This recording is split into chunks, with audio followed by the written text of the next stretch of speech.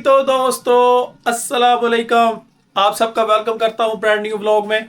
उम्मीद करता हूं कि आप सब लोग खैर आफियत से होंगे, रमज़ान के रोज़े रख भी रहे होंगे और इंजॉय भी कर रहे होंगे। तो आज तकरीबन मैं 2:30 बजे सो के उठ 2:30 बजे तकरीबन सो के उठ गया था, क्योंकि 3:20 पे मैंने अपनी बेटी को स्कूल से पिकअप करना होता है।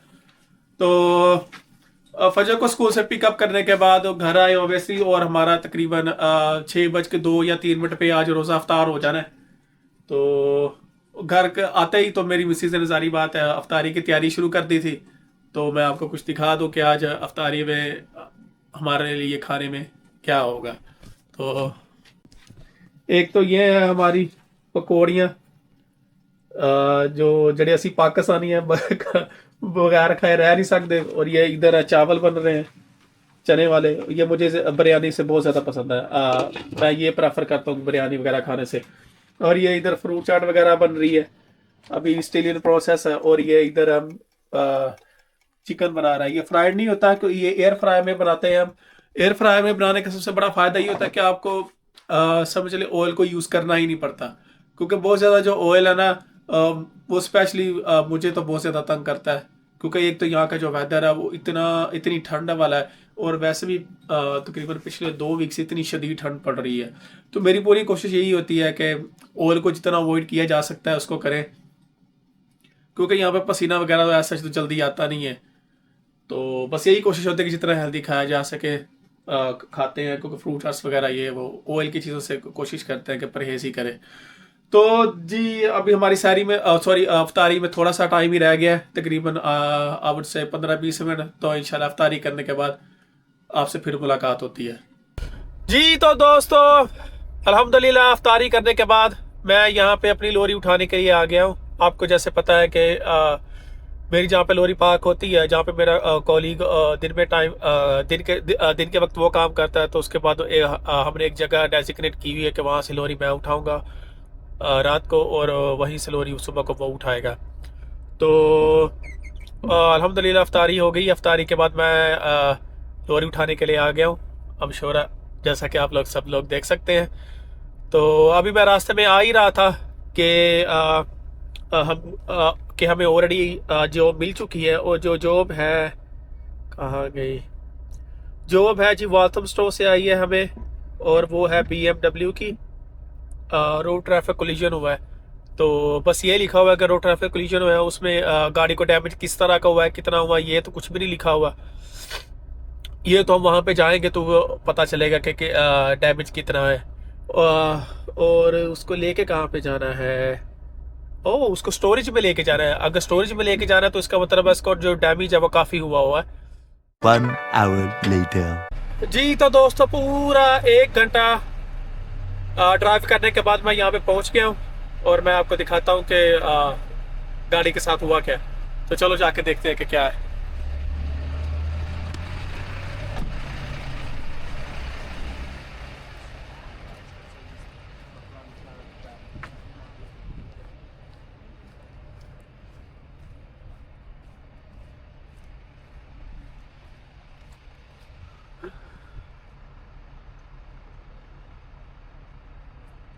तो कस्टमर कह रहा है कि मैंने रात को अपनी गाड़ी यहाँ पे पार्क की है, लेकिन जब सुबह उठ के देखा तो किसी ने गाड़ी को हिट किया हुआ था। अब प्रॉब्लम ये है क्योंकि इसकी ये जो लाइट है ये टूट चुकी है ना, तो लीगली पुलिस यहाँ पे कहती है कि लीगली आप यहाँ पे ड्राइव नहीं कर सकते रोड पे जब तक ये लाइट फिक्स नहीं हो जाएगी। ये नीचे भी सारी टूटी हुई है, तो जब तक फिक्सेबल नहीं होगी तब तक ये ड्राइवेबल नहीं हो सकती। तो इसलिए मुझे इसको स्टोरेज लेके जाने को कहा है, क्योंकि देखो ओके। तो चलो I think the car still drivable. तो आई थिंक कुछ और वो पीछे और भी डेंट्स वगैरह हैं जो मैंने देखे हैं। आई थिंक वो इस साइड पे हैं। हाँ इससे ज़्यादा कुछ है नहीं। तो चलो इसको उठाते हैं और फिर इसको स्टोरेज में लेके चलते हैं। तो ज़्यादा डैमेज तो है नहीं, लेकिन obviously it's not road worthy in the eyes of the police. So हमें इसको लेके जाना पड़ेगा स्टोरेज में। मेरे ख्याल में इसको मैं ड्राइव नहीं कर सकता हूँ। क्योंकि विंच की ज़रूरत तो है नहीं, जब ड्राइवेबल आता है नहीं टान ज़ाया करे बंदा। चलो उठाते हैं फिर। जी तो दोस्तों मैंने ना गाड़ी ड्राइव ऑन करके ही चढ़ा ली थी। मैं इसको रिवर्स ऊपर चढ़ाने की कोशिश करता, लेकिन प्रॉब्लम ये आ रही थी कि जब बैक व्हील्स ऊपर चले जाते थे ना, तो जो बेड है ना उसकी जो ये वाली जो सरफेस है, ये वाली, ये इसको क्योंकि ये स्टील की बनी हुई है, पानी की वजह से ना जो रेयर व्हील थे ना वो स्लिप होना शुरू हो गए थे, क्योंकि जो ये जो गाड़ी है रेलवे ड्राइव है ना, इस वजह से। तो मैंने क्या किया, मैंने इसका मुंह सीधा करके ऊपर चढ़ा दिया, तो वो ज़्यादा आसान था मेरे लिए।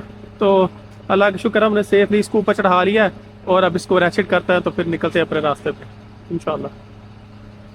जी तो दोस्तों फाइनली इसको ऊपर चढ़ाने के बाद इसको रैचेट कर लिया है, गाड़ी को बिल्कुल सिक्योर कर लिया है इंशाल्लाह। अब ये गाड़ी कहीं पे भी नहीं जाएगी, और मुझे कहा गया कि इस गाड़ी को हमने स्टोरेज में लेके जाना है, तो गाड़ी को बिल्कुल सिक्योर कर लिया रैचेट के साथ चारों साइडों की तरफ से।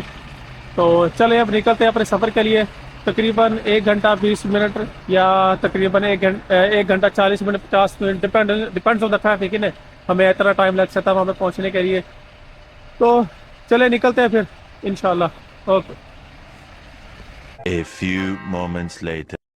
ये देखो, अब वो जो वोक्सल वाला था वो गाड़ी चला रहा था लाइक अ ल्यूनेटिक, तो अब पुलिस वाले ने उसे पकड़ लिया। अब उसकी वजह से हम सारी ट्रैफिक रुकी हुई है यार। लंडन ਦਾ टॉम क्रूज ਤੁਸੀਂ सारे ने पढ़ना ਹੁੰਦਾ, बंदा आराम से चला ले की फर्क पैंदा है। अब उसकी वजह से ये सारी ट्रैफिक ब्लॉक है। अब उसकी गाड़ी जो है वो उसके साथ वाला जो पुलिस का जो पार्टनर होता है वो गाड़ी चला के लेके जाएगा, ताकि जारी बात है ट्रैफिक को तो हम ऑल डे लॉन्ग रोक के तो नहीं रख सकते ना। तब वो पुलिस में उसे लेके जाएंगे, तो जो भी करना होगा करेंगे। जी तो दोस्तों तकरीबन 1 घंटा 40-45 मिनट ड्राइव करने के बाद मैं यहाँ पे पहुँच गया हूँ। तो ऑब्वियसली अब हमें यार्ड में गाड़ी को उतारना है। तो बस मैं यही कहूँगा यार एहतियात से गाड़ी चलाएं, क्योंकि आपने देखा था पुलिस वाले भी उस लड़के को पकड़ रहे थे, वो बहुत स्पीड से गाड़ी चला रहा था।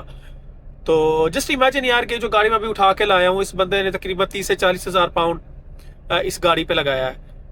तो गाड़ी पे लगाने के बाद ऐसा भी नहीं था कि वो रोड पे गाड़ी को ड्राइव कर रहा था। तो फिर बंदा सोचता है कि यार अगर मैं, क्योंकि फिर जब इस तरह का कोई एक्सीडेंट वगैरह तो बंदा थोड़ा सा सेल्फ एनालिसिस में चला जाता है। बंदा सोचता है कि यार मैं थोड़ा राइट पे कर लेता, लेफ्ट पे कर लेता, यार थोड़ा अर्ली ब्रेक लगा लेता तो एक्सीडेंट अवॉइड हो सकता था। लेकिन इस सिचुएशन में is totally opposite. Just imagine यार आपने on the side of the road you just park your car in, तो सुबह आपकी आंख खुलती है एंड आप अपने काम पे जाने लगते हैं, तो आपको पता लगता है कि somebody hit your car। तो वो बेचारा इतना परेशान था, उसका बेचारे का मुंह उतरा हुआ था, उसने 30-40 हज़ार पाउंड इस गाड़ी पे लगाया। अब प्रॉब्लम ये है कि ऑब्वियसली उसके पास इंश्योरेंस है, तो इसी वजह से वो हमारी स्टोरेज में आई है। लेकिन इंश्योरेंस होना बहुत बड़ी बात है भी है और नहीं भी एक तरह से। जस्ट इमेजिन उस बंदे के पास इंश्योरेंस तो है, अगर उस इंश्योरेंस में उसके पास कर्टेसी कार की ऑप्शन अवेलेबल नहीं है, तो फिर वो बंदा बेचारा क्या करेगा? क्योंकि अगर कर्टेसी कार नहीं है तो उस बेचारे को ऑब्वियसली या तो नई गाड़ी लेनी पड़ेगी, जितनी देर तक उसकी ये गाड़ी फिक्स नहीं होती, तो या तो उसको रेंट आउट करनी पड़ेगी। और वो जो सारे पैसे होंगे ही हैज टू पे from his own pocket. Insurance is not gonna pay. जिसने उसकी गाड़ी का ये सारा नुकसान किया he is not gonna pay. तो उस बेचारे के लिए तो लॉस ही लॉस है। प्रॉब्लम ये भी है, अगर कर्टेसी कार वाली ऑप्शन अगर अवेलेबल है भी है, तो फिर भी उसमें इस गाड़ी में उसके लिए लॉस है।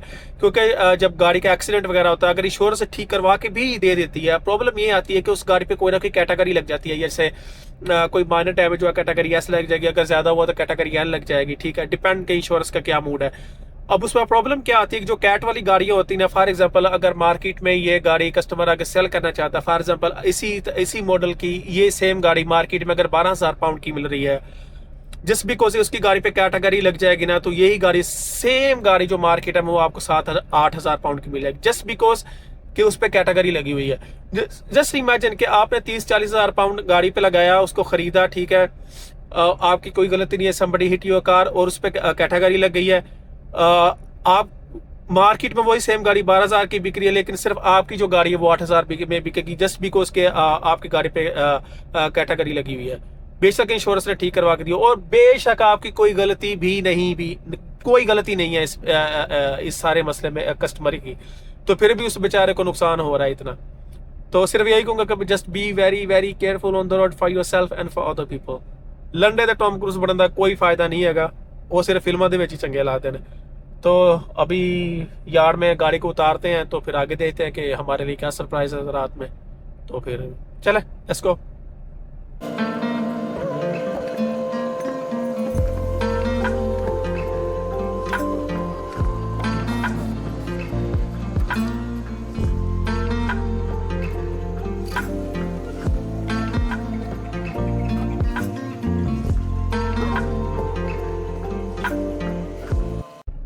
जी तो दोस्तों, अल्लाह का शुक्र है, हमने सेफली BMW को अनलोड कर दिया अपनी स्टोरेज में।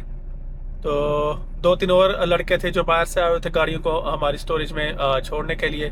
उन्हें पता नहीं था कि गाड़ी वगैरह कहाँ पे लगानी है, तो उनकी हेल्प आउट करने के बाद तो मैंने अपनी गाड़ी को पार्क कर दिया उधर। उसको सेफली पार्क करने के बाद अभी मेरे पास कोई जॉब नहीं है, तो मैं सोच रहा हूँ कि घर चलते हैं। बीच में अगर जॉब आई तो वहीं से निकल जाएंगे, क्योंकि बाहर काफ़ी ठंडी है, तो बाहर कहीं पर रुकने का ऐसा फ़ायदा है नहीं है। तो बस यही कहूँगा कि यार प्लीज़ प्लीज़ प्लीज़ गाड़ी को ड्राइव करते हुए बहुत सारा ख्याल रखें, अपना भी और दूसरों का भी। बस खौफ आता है यार कि जब इस तरह के डेली बेसिस पे मैं मतलब बहुत सारी यहाँ पे अब ऐसी ऐसी गाड़ियाँ मैं आपको दिखाऊँ तो आपका दिल डर जाएगा। आप कहेंगे कि यार ऐसा ब्रूटल एक्सीडेंट हो भी सकते हैं। तो सारी बात है, मैं सारी चीज़ें तो आपको नहीं क्लियरली दिखा सकता। तो बस यही कहूँगा कि बस यार B very very careful on the road. Again